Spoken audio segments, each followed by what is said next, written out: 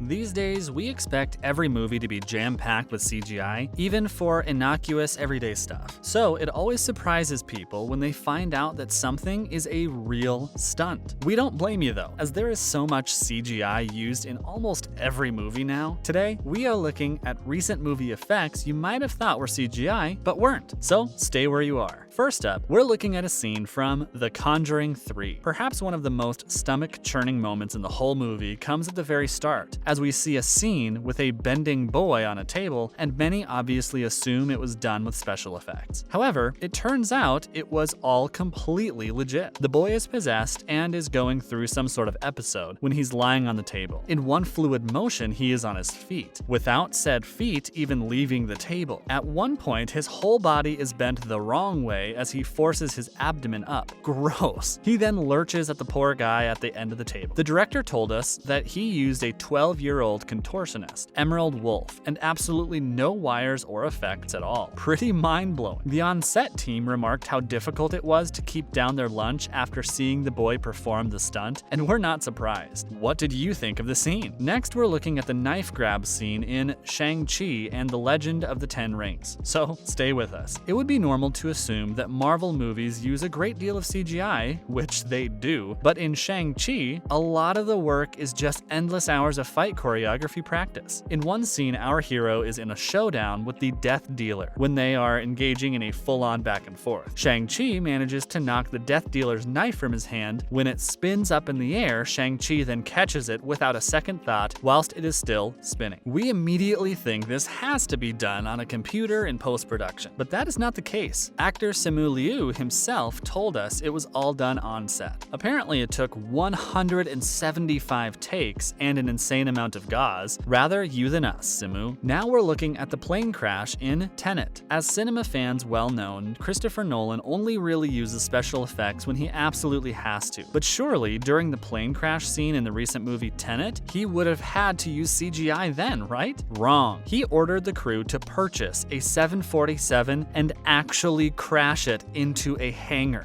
What? We hear you cry. Yep, it actually worked out cheaper to do it that way as well. They also used a real airport in the scene too. Have you seen Tenet yet? What did you think? A little crazy, no? Next up, we're looking at The Green Knight. Don't go anywhere. So there's no way you can make an actor look like that without any special effects, we hear you say. Well, not quite. The director, David Lowery, explains, there is no VFX at all. We went through a lot of crazier designs, but ultimately, I wanted him to be an actor underneath that makeup. So there you have it, straight from the horse's mouth. It's all down to the actor's superb performance, plus state-of-the-art makeup work. Great effort, guys. We are talking Polka Dot Man's transformation from the Suicide Squad next, so stay where you are. As we all know, a lot of Suicide Squad is done using VFX, so there would be no reason to think otherwise when it comes to Polka Dot Man's polka dot skin. As we know, he needs to purge his polka dots twice daily, or succumb to turning into a walking polka dot, which is actually pretty hilarious. So given the heavy CGI in the show, you would presume this is just added afterwards, but behind the scenes photos confirm they were totally practical. They were done using a combination of lighting, prosthetics, and makeup. Great job by the makeup department. Who is your favorite Suicide Squad character? Next, we're discussing the baby in Pieces of a Woman. The film opens with Martha giving birth. Nothing crazy there, right? Well, the crazy thing about this is that the opening scene is 24 minutes long. The baby only appears in the last 2 minutes of the scene, so surely the director wouldn't risk ruining the whole scene by using a real unpredictable baby. Think again. He had the real baby along with its mother wait outside the apartment. Around the 22-minute mark, the real baby was brought into the scene. Apparently, the director didn't want to ruin the natural-seeming scene by using a CGI baby. Great decision, by the way. The scene looks great. What did you think of that scene? Let me know below. The recurring man on fire in Free Guy is up next. Don't go anywhere. Set inside a video game, it's all just CGI, right? Well, not quite. Almost every scene in the movie contains some sort of VFX. Fair to assume, then, that a lot of the background buildings and characters are just added in at the post-production stage.